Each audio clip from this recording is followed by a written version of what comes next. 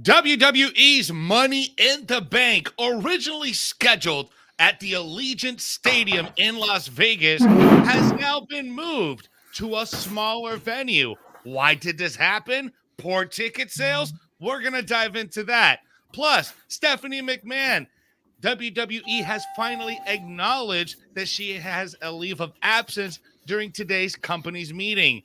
And we have Bobby Lashley, who wants to take another crack at Brock Lesnar.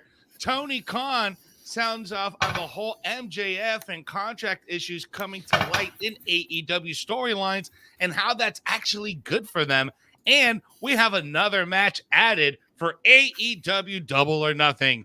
It's a Thursday edition of the Top Story. Hit the link or you stink. Here we go. Watch out, watch out, watch out, watch out!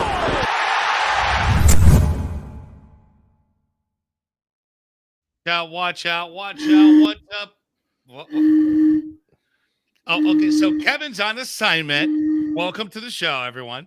Kevin's on assignment today from Mexico. Live, right? He is in Mexico. I don't know if Kevin's live. Living it up, drinking it up, living that good life, making that Sportskeeda money and spending it in Mexico. Living that life. How are you, broski? I'm doing the hand signature like I'm drinking You're while I have a beer in my hand. I thought you were thought you were in Hawaii for a minute there. Shaka, brah. I'm on the wrong continent. A lot to get into today. We have a lot of news we got to a lot cover. to get into. As always, guys, make sure you are subscribing to the YouTube channel. We are this close to 30,000 subscribers. Help us get there by smashing that like button and smashing that notification bell so you never miss whenever we drop brand new stuff. We got a great exclusive interview with Paul Heyman that you can watch in its entirety, available right now on YouTube, interviewed by this gentleman right over here, Kevin Kellum. So make sure you check it out. It's a great interview. Also, we are simulcasting right now on twitch.tv. So make sure you head on over there and hit the subscribe over there because we are going to be doing a lot more fun content over there on that side. Gentlemen, let's get started with today's top story, which is Money in the Bank. Today, we got a report actually that came from both Dave Meltzer and Sean Ross Sapp, because Sean Ross Sapp put out the email that Money in the Bank has been moved from Allegiant Stadium in Las Vegas over to the MGM Grand Garden Center, man. So this is a move because it's a smaller venue, somewhere of a sold-out type of situation over there is closer to the 11,000. They had already sold 17,000 from Money in the Bank, but we know that Allegiant Stadium can actually sit a lot more. So is this a case of WWE predicting bad ticket sales ahead of the event and decided moving this kind of at the last minute? I don't know, but it certainly seems that way as a lot of the tweets and more information comes out, right, Jeremy?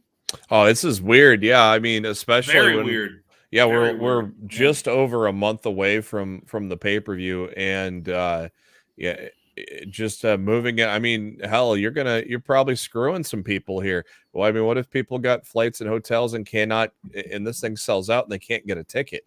I mean, this is just this is something somebody screwed up, and this is poor planning from the WWE because again, there's a lot of people that already made their plans, and this is basically treated as a Big Five pay-per-view, so you could probably sell out that MGM Garden Arena, and then there's going to be people that are screwed.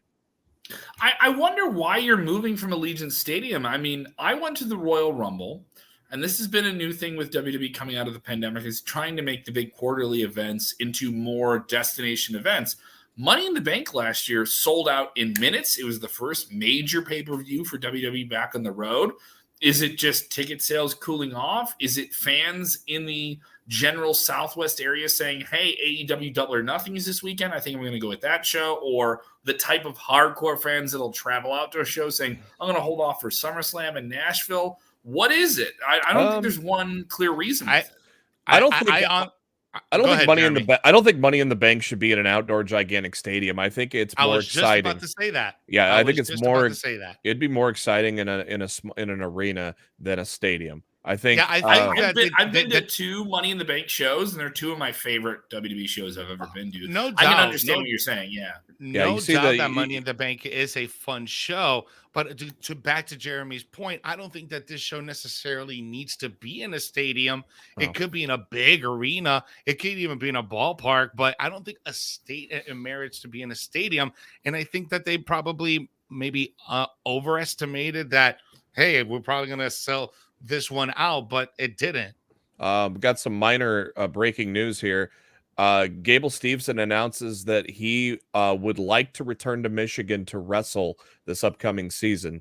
He says in an interview with the Pioneer Press, actually this comes from his coach, Colton Schultz, and he says, I know he would like to wrestle. He loves competing. It really comes down to making it work. It would have to be something he works out with WWE and Vince McMahon. Those details, it hasn't gotten that far. If it's one thing, he said, no way I'm not doing it, but he has eligibility, he's capable, and has interest in doing it. Interesting. I'm about to sneeze. Bless ya.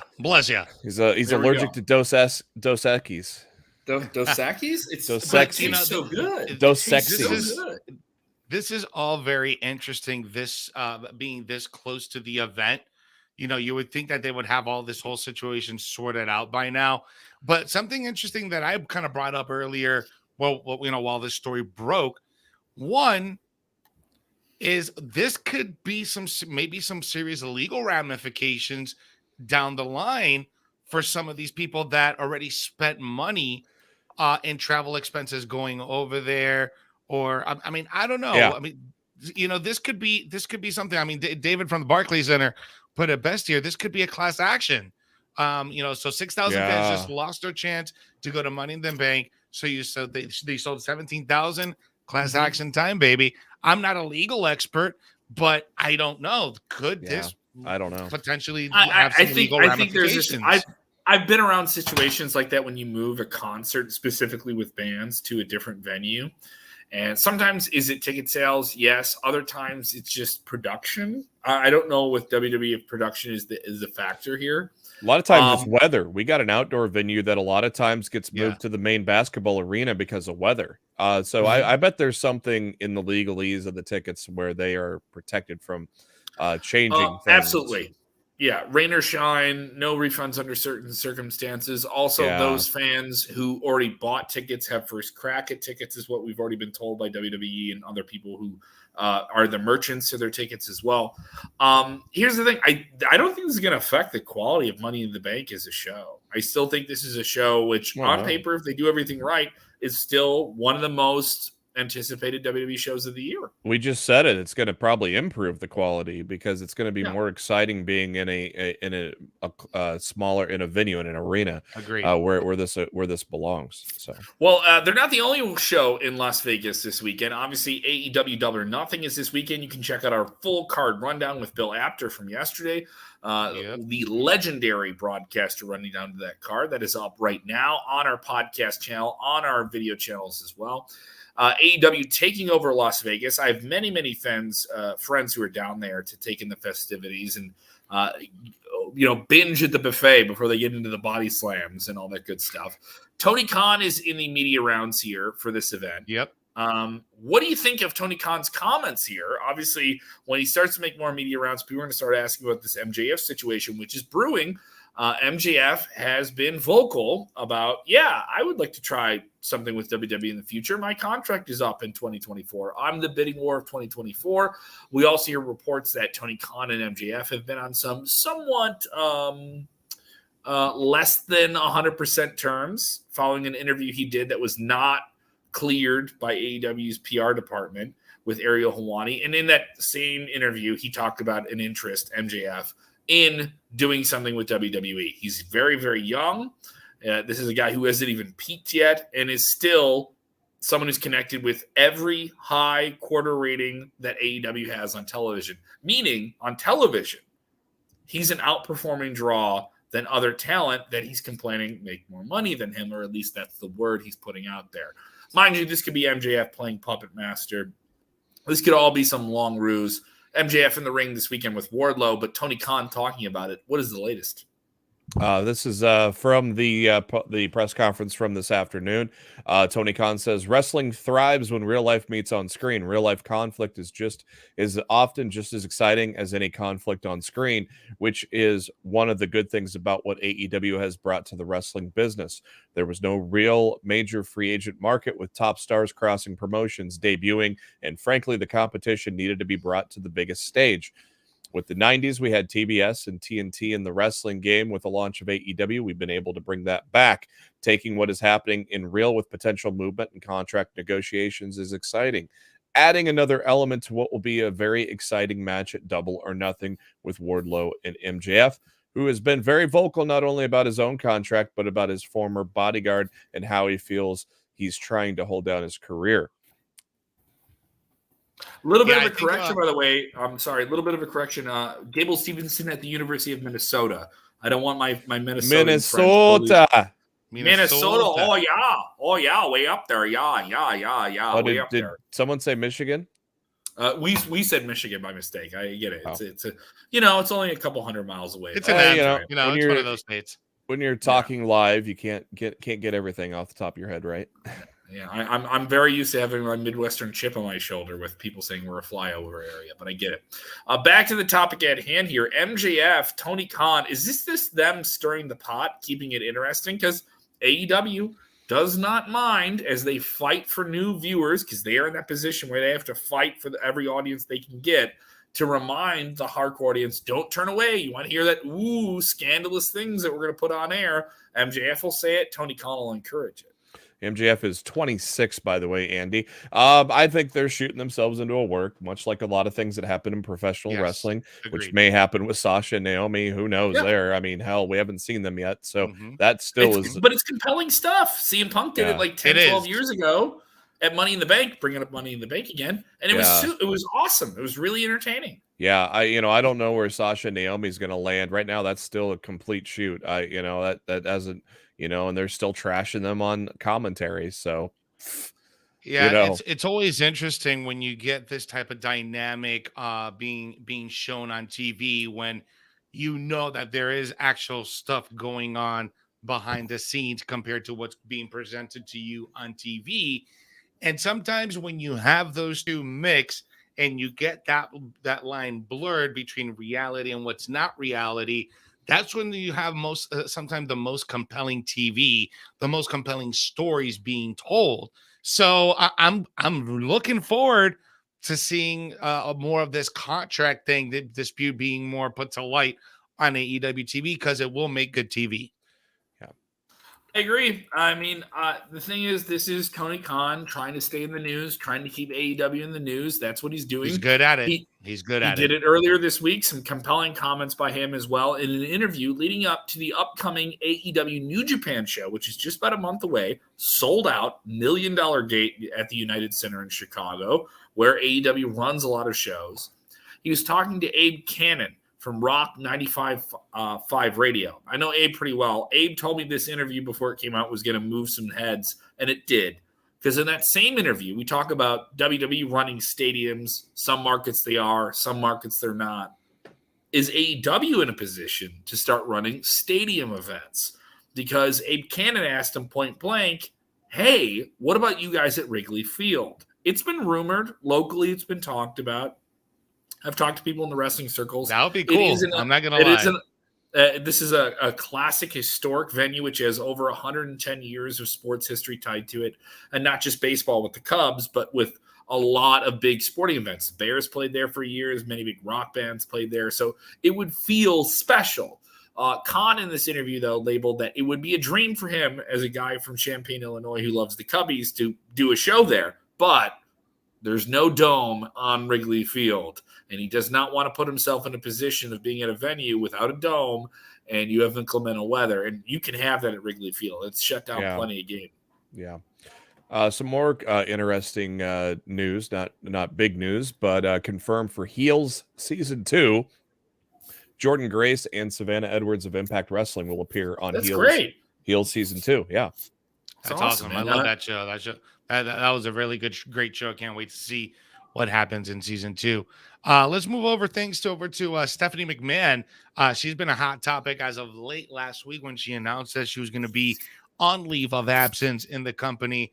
And this is all precedented from what happened with Triple H earlier in the year when he suffered that cardiac event, had heart surgery, was home for an extended period of time. And, that probably took a toll on her. And she was very clear in her statement on Twitter that she was taking time off to take time with her family and be with her family. And she so deserves it.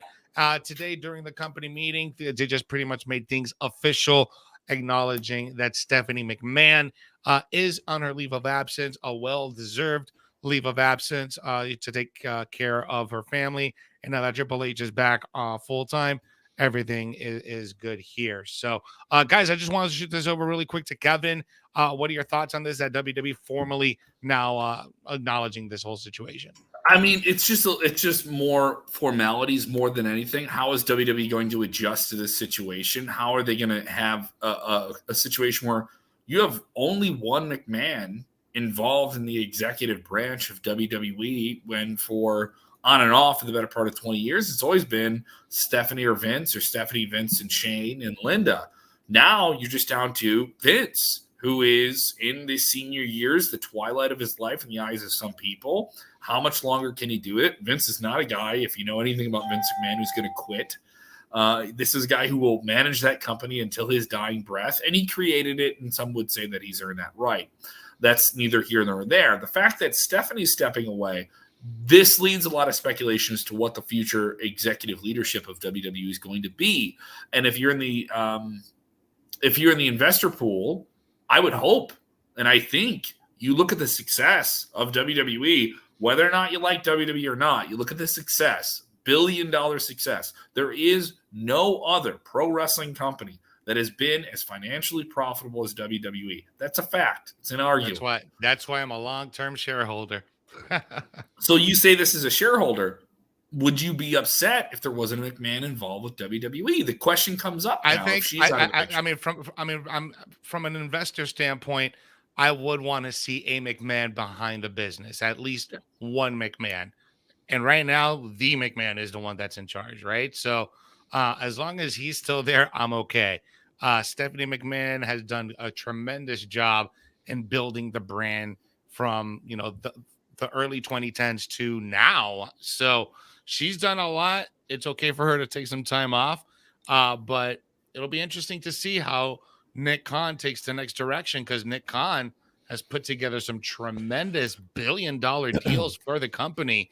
The streaming deal with Peacock, doing all these crazy big stadium shows all over the country and all over the world. These are all Nick Khan deals, man. So it'll be interesting to see going forward how his role of chief brand officer, since he's going to be doing that too, how the brand's going to go forward. Is it going to get even bigger? What else are we going to see come out of WWE? How many shares do you hold? We have Disco Inferno. I don't know if it's that Disco Inferno. It's not a lot. It's not a lot. I got it like when I was like young. And it's just very, very little, not a lot. I just like to brag because I get to say that I do have some. I know plenty of wrestling fans that do the same thing, where they just buy it. They buy a stake just to say, me as an investor. Exactly. I bought it when I was like 18 years old and never let it go. Should have cashed that out a year ago. I know. AEW Double or Nothing this weekend. We do have some news about Brock Lesnar in the next few minutes, so don't go anywhere about that. But AEW, it is their weekend. Dynamite, a big go-home episode from Las Vegas this past Wednesday night. They will be back in Vegas this upcoming Sunday. A big weekend for them. People looking forward to this. Hangman Page versus CM Punk for the AEW World title and many other matches, kind of filling out the card. It is a busy card. There's a lot going on this show. And I was interested by seeing so many of the matches on this show coming together late in the game, not being announced until within the last 2 weeks. And we even have another very match. WWE-ish of them. Yeah, exactly. Yeah, but it's a different thing. But they aren't being critiqued for it either. A lot of people are like, whatever, the bloom is still fresh. And I get that. But if WWE does it, damn them to hell. What are they doing? They're so disorganized. Where's the long-term booking? It's because they consistently do it. as opposed to But AEW. they're Now AEW allowed. has sports entertainers too. So I mean, Yeah, I don't care about it. It's not a big deal. There'd be I love there'd be it. preview shows on my podcast. Could we go in? There's only 4 damn matches on the card. It's like, oh, what the hell But kind of preview show? if that's what sells the pay-per-view, that's what sells the pay-per-view. Is it really that big of a deal if you don't have more than 4 matches announced for a show? ECW would do this all the time, and no one complained about it. Yeah, I don't think it's a big deal. I mean, If the stuff you've announced, more matches. Yeah, if the stuff you've announced is not stirring the pot, I get it. You know what I mean? If it's December to December, and you just have an elimination chamber and nothing else going on, I get what you're saying. But we have something added to the card potentially within the last 24 hours. And at least this isn't out of the blue, because this actually comes off of a storyline that happened last week as well, Sting being injured. And we even talked about it on Tuesday when we ran down the card. It was kind of interesting to see no Darby Allin. Well, that might be fixed now. We might see Darby Allin take on Kyle O'Reilly, of course, Pillmanized the leg of Sting last week. Pillmanized. And so to get revenge, possibly they may have Kyle O'Reilly take on Darby Allin. This was possibly going to be set up for Friday on Rampage, but now it may get moved to Double or Nothing on Sunday. Right now, nothing's official, but Darby Allin on Twitter said he has a plan going into Sunday. So I think that we may very well see Kyle O'Reilly and Darby Allin. It could be a buy-in match, because I believe has been announced there's going to be 3 buy-in matches. We already know one with Hookhausen against QT Marshall and Mark Sterling. So is this a 1 hour buy-in, or is it yeah, they're always 1 hour, I believe. Well, there's like they fit 4 matches in a 1 hour buy-in. Well, what they used to do was a half-hour kind of pre-tape and then a 30-minute live. They may go an hour live instead. So, well, I mean, like Double or Nothing is. This is like their first big show, so this is like their version of their WrestleMania, their biggest show of the company, right? So, I mean, you definitely got to go. You got to do it. Some argue all in is, or all out, or whatever hell it is. But Tony Khan's went on the record to say there's not really a single big show of them all. They're all big. So, well, that's what any promoter would say. Yeah, exactly. They're all big. Yeah, they're all. But I think if I remember right, I watched Dynamite this morning, and I think if I remember right, I think Excalibur said there's 3 pre-show matches, so and only one's been announced for the pre-show so far. Plus, you got 11 matches on the damn card. Something out of that might get moved. I don't know what. Yeah, we went over 11 matches on Tuesday. Yeah, I don't know. I don't know what would get moved. Maybe the TBS Championship, because that hasn't really had a build to it with Anna Jay and Jade Cargill. That could easily be on the kickoff show, or they just put 2 matches. I'm not feeling that match at all. No, because nobody expects Anna Jay to win, so it might be a good match. They had a good match. They just kind of put that last minute too, because there's really nothing behind it. Yeah. Everything else on the cards had a build of at least a month. So, they only really threw that together last minute, and then threw together the Derby thing, if that does come into fruition. So really 2 out of the 12 matches have been last minute. Everything else has been planned out. So, and guys, we will be live Sunday night for the post show immediately after Double or Nothing. Jeremy and I don't know if Kevin's still on vacay, so I can't expect him. We'll see if he makes an appearance. Then it shall be. I love the look I just got out of Jeremy was good when I went to the beer. He went, but it will be Jeremy and myself this Sunday night immediately after Double or Nothing on Twitch, YouTube, and on Facebook.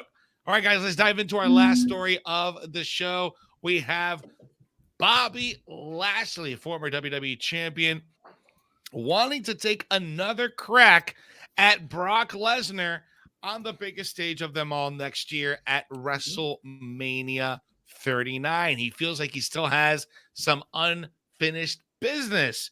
Jeremy, give me the deets on this one, bro. Bobby Lashley on the bump recently, and says we're in LA next year, right, for WrestleMania. If we're in Hollywood, it's a big matchup for me. I've always had these really tough challenges going into WrestleMania, which, of course, this one, it has to be another big one. Me and Brock Lesnar, we still have a little score to settle. I have a win over him, and then he ended up winning my title. But we're not done. We're not done. Do you still want to see this, Kevin? I think we should see this one more time. You know what? I do, and I will give WWE credit for this. I was at the Royal Rumble, and that Royal Rumble had some things that fans didn't like and some things that fans did. And there was a lot of negative criticism coming out of it. But the attraction on that show of Lashley versus Lesnar was something that came off the page, was something that fans were intrigued by, and was something that really got the ball rolling for Roman Reigns and Lesnar to go to Mania. It was relatively just a match that became an angle. The match we still need, the match that WWE put a lot of gasoline into, is this Godzilla versus King Kong monster tear down the city fight that we're supposed to get with Lashley and Lesnar. And I do think you can do that, and do that on a night at WrestleMania, and do that at WrestleMania where the ambiance of larger than life is already there with two larger than life characters. It isn't that complicated.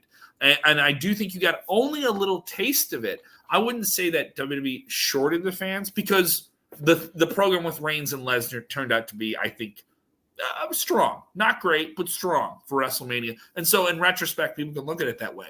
I never thought we got the match we really wanted with Lashley and Lesnar. That's still on the table. We've spoken to Lashley in the last year or two. It's still that type of match he wants. He got to have a little bit of it. It's also worth noting that Lashley was injured in that match. Whether or not he was injured before it or in that match isn't clear. But he did have injuries coming out of that match that nearly kept him off WrestleMania this year in Texas. So I do think there is something there to grind. You have two guys with a legitimate sports background in combat sports and collegiate wrestling. There's something special about that. No matter how much people think WWE is all about gaga and sports entertainment, you look at what they're doing with Gable Stevenson, you look at what they're doing with the Next in Line program. They like legitimacy. They like having people that have legitimate backgrounds. They've clearly invested in it over the years. What is more legit than a former UFC champion versus, one of the more decorated collegiate wrestlers of all time? Another MMA champion. Last year's been an MMA champion. So. Absolutely. And the dynamic is there from an MMA standpoint, from a wrestling standpoint, the dynamic is there.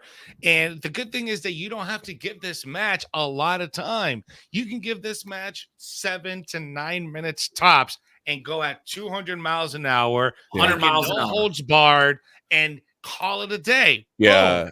I think everybody will love this match. Yeah, the majority of the fans are not going to shit on this. They're gonna be excited for another matchup, I think. Book it, Vince. Whoever Vince is, book it. Whoever he is, he has to book it. Book it, Mr. Vince, Senor Vince. You're in Mexico. You need to be Senor Vince. Senor Vince. Senor Vince. Book it. The Book It program. Did you guys have the Book It program? Oh yeah. Yeah. Pizza Hut. You read all those books, you get the free Pizza Hut pizza at the end. Damn right. Yep, we didn't have that. We didn't have that in Puerto Rico. Sorry. Sorry. All right. Carlos Colon comes to the school and just jabs you in the head with a steak and you don't read your books. The invader with the puño del corazón. You're not cool if you don't read my books. What was the call on that, Jose? What was the call on that with the invader number one? El invader número uno con el puño del corazón. There's a taste. Oh my God! We have 5th grade boys who didn't read their books, bleeding from their foreheads at grade schools because invader number one is Ayuda!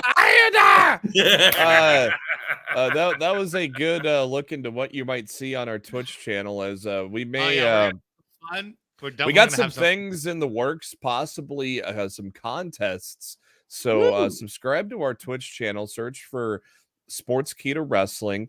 We may take some people in the chat to represent wrestlers in a CPU versus CPU match, possibly for prizes, where we call the action live. So that is possibly it'll in be the awesome. plans. So we may be back. We can do a 3-man booth, Kevin, if you're interested. Yeah, we may shoot for we're maybe shooting for Wednesday to return and make it a regular thing. Right now, that's still in the works. We don't know yet. Of course, we'll also do continue the GM stuff that we built last week as well. But we got some pretty cool stuff for the Twitch channel. So Sportskeeda Wrestling, one word, search it and subscribe. and you could win some stuff possibly down the line. But we're going to have a lot of fun with WWE 2K, and then soon, hopefully, the AEW video game, as well as Retro Mania Wrestling. We may have some gifts from them as well. We may actually, there's possibility we may talk to a certain cowboy, thanks to Retro Mania Wrestling down the line too. So got a lot of stuff possibly coming on the Twitch channel. So just make sure you subscribe, and we'll look forward to doing a lot with that coming up. And we're going to unlock those things if you guys subscribe. Go ahead and subscribe if you're with us on YouTube. If you're with us on Facebook, there's some things we can do on Twitch. Get you, your mama, your dog, everybody subscribe to that Twitch channel. Absolutely. You, your mama, and your dog. As soon as you're done with the show, all right, you're going to go over to Twitch and hit that subscribe. All right, guys? Well, guys, thank you so much for tuning in. We'll be back tomorrow for Freestyle Friday. We're all going to get a little bit litty, and you guys get to control the last part of the show. After a shot of vodka. And then a shot of beer. And then another beer. And then a whiskey. And then Dos Equis. Dos Equis. The unofficial beer, Sportskeeda. If we get a beer deal, how cool would that be? If we got a beer deal. That'd be a great name for a lucha tag team. Dos Sexies. Yeah, that would be. It could be like Pretty Deadly. It'd be like the Mexican version of Pretty Deadly. Oh, dude, let's do it. I want to do that. Sexies. Let's do that on 2K. All right, guys, that's it for today's show. We'll see you guys tomorrow. Freestyle Friday. Again, get your questions in for tomorrow. We'll see you then. As always, when watching wrestling, you have to do the most important thing, which is what, gentlemen? Enjoy wrestling. I gotta go body slam my nephew into a pool. Yeah. Talk to them. Watch out, watch out, watch out, watch out.